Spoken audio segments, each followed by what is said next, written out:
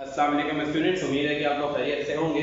जैसा कि आप लोग जानते हैं कि हम लोग ने last time lecture number 3 part 2 किया था। उसमें हम लोगों ने जो है वो तीन डेरिवेशंस की थी। कौन कौन सी? Time to reach maximum height small t की वैल्यू निकाली थी और मैक्सिमम हाइट की वैल्यू निकाली थी कैपिटल एच यानी कि, और उसके बाद हमने किया total time of flight capital T की वैल्यू निकाली थी। आज जो हमारा टॉपिक है पहला पार्ट 3 का, वो क्या है बेटा? हॉरिजॉन्टल रेंज है। और हॉरिजॉन्टल रेंज क्या होती है अभी बात समझ में आ जाएगी थोड़ी देर के अंदर आप लोगों को। आइए देखते हैं। सबसे पहले हेडिंग डालेंगे इसकी हॉरिजॉन्टल रेंज। ये जानना भी बहुत जरूरी है कि हॉरिजॉन्टल रेंज जो है वो होती क्या है। उसके बाद इसकी हम क्या करेंगे? फॉर्मुलेशन करेंगे। ठीक है, तो मैं डेफिनेशन लिख रहा हूँ लेकिन आप लोग सिर्फ याद कर लीजिएगा, अपनों का ये क्लियर हो कि हॉरिजॉन्टल रेंज क्या होती है। ठीक है, तो यहाँ लिखने लगे हैं। क्या लिखेंगे? The horizontal distance. Horizontal distance होता है सर, कौन सा हॉरिजॉन्टल डिस्टेंस होता है? तो अभी लिख देते हैं, देखें मतलब हॉरिजॉन्टल डिस्टेंस बिटवीन, इसके दरमियान का, बिटवीन पॉइंट ऑफ प्रोजेक्शन यानी कि जहां से प्रोजेक्टाइल मोशन अपना स्टार्ट करेगा मोशन वहां से, एंड जहां वापस जाएगा, एंड पॉइंट ऑफ टारगेट जहां जाके उसने गिरना है, वो उसके दरमियान का जो हॉरिजॉन्टल डिस्टेंस है बेसिकली क्या कहलाता है? हॉरिजॉन्टल रेंज कहलाता है। और सिंपल वर्ड्स में इसको रेंज भी कह सकते हैं सिर्फ। सही हो गई बेटा बात यहां तक? अच्छा, तो आगे लिख भी दें कि क्या है इस कॉल्ड हॉरिजॉन्टल रेंज, ताकि बिल्कुल बात जो है आप लोगों की वाज़ेह हो जाए। आपने लिख दिया इस कॉल्ड हॉरिजॉन्टल रेंज। सही हो गई बात यहां तक? ये मामला समझ में आ गया बेटा? तो फिर इसके बाद क्या है कि इसकी फॉर्मुलेशन कैसे होगी? देखें, है तो डिस्टेंस, डिस्टेंस निकालने का फॉर्मूला क्या होता है? s = bit plus half at square, right? अब यहाँ पर हॉरिजॉन्टल डिस्टेंस है, मैंने आपको लास्ट टाइम बताई थी बात ये वाली। वर्टिकल डिस्टेंस जो है y से रिप्रेजेंट होता है और जो हॉरिजॉन्टल डिस्टेंस है वो x से रिप्रेजेंट होता है। जो सेकंड इक्वेशन ऑफ मोशन है वो यूं समझिए कि इन टर्म्स ऑफ x लिखी जाएगी। यहाँ पर कैसे लिखी जाएगी अभी देखिए, बात समझ में आ जाएगी। सबसे पहले you will write the heading of formulation और you can write derivation also. ठीक है, तो जो आपको अच्छा लगे आप लोग वो इस पे लिख सकते हैं। फॉर्मुलेशन यानी निकाल दी, और डिस्टेंस का जो फॉर्मूला होता है क्या होता है? s = bit plus half at square. लेकिन आप लोग क्या लिखेंगे in terms of x? x = vixt plus half axt square. ठीक है, ये बन जाएगा फॉर्मूला किस चीज का? हॉरिजॉन्टल डिस्टेंस का। अब देखें बाय डायग्राम भी समझ लें कि हॉरिजॉन्टल रेंज क्या होती है। ये देखें, ये आपके पास लेट्स सपोज एक हॉरिजॉन्टल सरफेस है। ठीक है, प्रोजेक्टाइल ने अपना मोशन स्टार्ट किया इस जगह से और यहां पर आकर क्या हो गया? टारगेट हो गया। ठीक है, गिर गया वहां पर आके। अब यहां से लेके यानी कि स्टार्ट से लेकर एंड तक जो हॉरिजॉन्टल डिस्टेंस कवर किया इसने, वो क्या है? बेसिकली r है। सही है, ये आप इसकी वैल्यू हमें फाइंड आउट करनी है, राइट बच्चों? अब देखें यहाँ जो इसने पूरा मोशन किया होगा उसमें टाइम लगा होगा वो कहलाएगा टोटल टाइम ऑफ फ्लाइट, जिसकी वजह से हमने लास्ट पार्ट के बिल्कुल लास्ट में की थी। सही है, तो इसकी वैल्यूज को चेंज करना पड़ेगा, कुछ ना कुछ सपोज करना पड़ेगा। तो आइए बेटा सपोज करते हैं और फिर जो है वो काम शुरू करते हैं अपना आगे। देखें क्या क्या सपोज करना पड़ेगा। आप देखेंगे सर जो x हमारे पास है उसको हम r से रिप्रेजेंट करते हैं, क्योंकि हॉरिजॉन्टल रेंज को r से रिप्रेजेंट किया करते हैं। सही है बेटा? vix इनिशियल वेलोसिटी है, vix जो है वो v0x ही कहलाती है, यानी कि v0x का मतलब क्या होता है? v0 cos theta. Last time ये सारा तस्करा हम लोग कर चुके हैं। सही है, अब चूंकि हॉरिजॉन्टल कंपोनेंट ऑफ वेलोसिटी जो है वो कांस्टेंट होता है, वेरिएबल नहीं होता। डेरिवेशन डेफिनेशन से पढ़ के आए प्रोजेक्टाइल मोशन की। And as you all know very well, when the velocity is constant and it means there will be no acceleration. Acceleration है ही नहीं तो मतलब क्या? ax की वैल्यू क्या होगी बेटा? 0 हो जाएगी। सही है, तो आप यहाँ ये बात भी ले देंगे कि हमारे पास जो ax की वैल्यू है वो क्या है? 0 है। अब चूंकि टोटल टाइम ऑफ फ्लाइट लगेगा तो स्मॉल t जो है बराबर किसके हो जाएगा? कैपिटल T के बराबर हो जाएगा। और कैपिटल T का फॉर्मूला लास्ट डेरिवेशन में आप लोगों ने ड्राइव किया है, क्या था? 2v0 sin theta over g is the formula of total time of flight. ये बात जानते हैं आप लोग? ठीक है बच्चों? अच्छा जी, उसके बाद ये सारी वैल्यूज जब पुट कर देंगे आप लोग तो क्या बन जाएगी derivation? r = v0 cos theta. ठीक है, t की जगह क्या आ जाएगा? 2v0 sin theta over g, उसके बाद प्लस हाफ ax की जगह 0, t की जगह 2v0 sin theta over g, and as you all know very well, when any number multiply, when any term or any alphabet or any number multiply with 0, the whole term will be 0। ये पूरा पूरा क्या हो जाएगा बेटा? 0 हो जाएगा। तो the remaining equation will be r is equals to what, क्या बनेगी आपके पास, देखें v0 से v0 मल्टीप्लाई हुआ, v0 स्क्वायर बन गया, ये क्या हो जाएगा 2 sin थीटा cos थीटा, क्या आ जाएगा बेटा यहाँ पे 2 sin theta cos theta upon g, इसके नीचे क्या आ गया आपके पास g आ गया। बात समझ में आ रही है आप लोगों को ये वाली। अब देखिए 2 sin थीटा cos थीटा जो होता है वो एक फॉर्मूला है ट्रिग्नोमेट्री में, अभी जो इंजीनियरिंग के स्टूडेंट्स हैं, कंप्यूटर साइंस के स्टूडेंट्स हैं, वो आप ट्रिग्नोमेट्री में फॉर्मूला पढ़ेंगे। ये वाला क्या फॉर्मूला होता है, 2 sin थीटा cos थीटा is equals to sin 2 theta के बराबर होता है, डबल एंगल फॉर्मूला कहलाता है।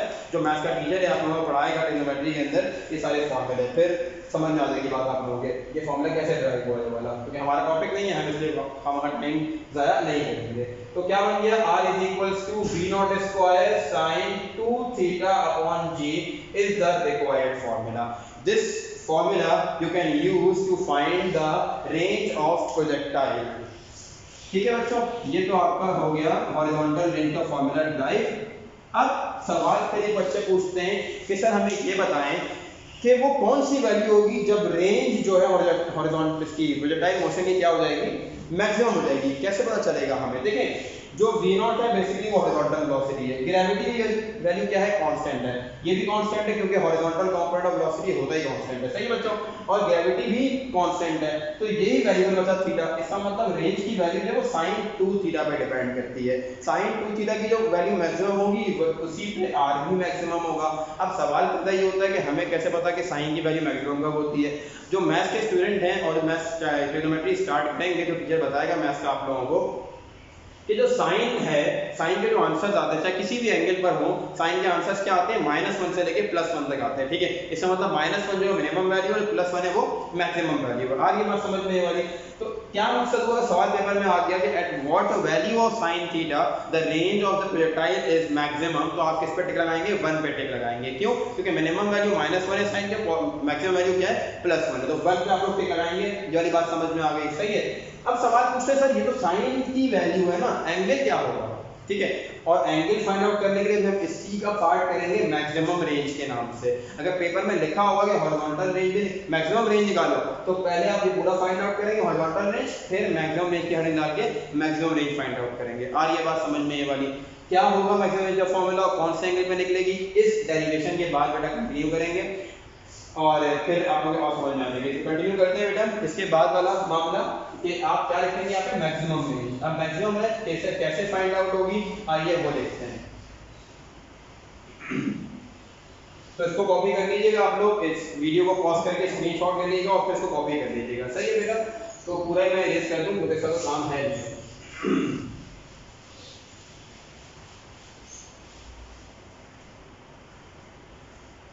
देखिए अब क्या रहेगी आपके पास, मैक्सिमम रेंज क्या रहेगी, मैक्सिमम रेंज फॉर्मूला वही यूज करेंगे जो अभी हमने हॉरिजॉन्टल रेंज का फॉर्मूला निकाला है। क्या हेडिंग डालेंगे, मैक्सिमम रेंज, सही है। आप ये बात जानते हैं कि मैक्सिमम रेंज कब होगी, या sin 2 थीटा की वैल्यू मैक्सिमम होगी, सही है। तो यहां क्या लिखेंगे कि as v0 and g are constant, so the value of maximum range depends upon the value of sin 2 theta, सही है, इस पे डिपेंड करती है इसकी वैल्यू। अच्छा बच्चों, अब sin 2 थीटा की वैल्यू मैक्सिमम कब होती है, अब आप क्या लिखेंगे, maximum value of sin 2 theta is 1, right. अब इसको सॉल्व करते हैं आगे, sin 2 theta is equals to 1, समझ में आ रही है बात ये वाली। साइन में मल्टीप्लाई हो रहा है, सिंपल फंक्शन है, मान लीजिए क्या हो जाएगा बेटा, इनवर्स बन जाएगा, तो क्या हो गया sin 2 theta is equals to sin inverse 1, सही है। जब तुम अपने साइंटिफिक कैलकुलेटर से sin इनवर्स 1 की वैल्यू निकालोगे, क्या दबाओगे, शिफ्ट sin और 1 लिखोगे, इक्वल्स टू दबाओगे, आंसर तुम्हारे पास क्या आ जाएगा, 2 theta is equals to 90 degree. समझ में आ गई बात ये वाली। 2 क्या हो रहा है, मल्टीप्लाई मतलब क्या हो जाएगा, डिवाइड 90 डिग्री डिवाइड बाय 2, इसका मतलब क्या हुआ कि sir 45 degree is the angle eight which the range will be maximum. तो 45 डिग्री पे जब भी कोई फायर किया जाता है मिसाइल या फुटबॉल या कुछ भी, तो उसकी वैल्यू बेसिकली एक एंगल की वैल्यू क्या होती है, 45 डिग्री होती है। ठीक है, ये इतना मामला समझ में आ गया। अब आइए मैक्सिमम रेंज की तरफ चलते हैं कि मैक्सिमम रेंज का फॉर्मूला क्या होगा। देखें रेंज का फॉर्मूला क्या होता है, रेंज का फॉर्मूला ये होता है formula v not square sine 2 theta upon g। ये फॉर्मूला पढ़ा कर आए हैं अभी, सही है बेटा।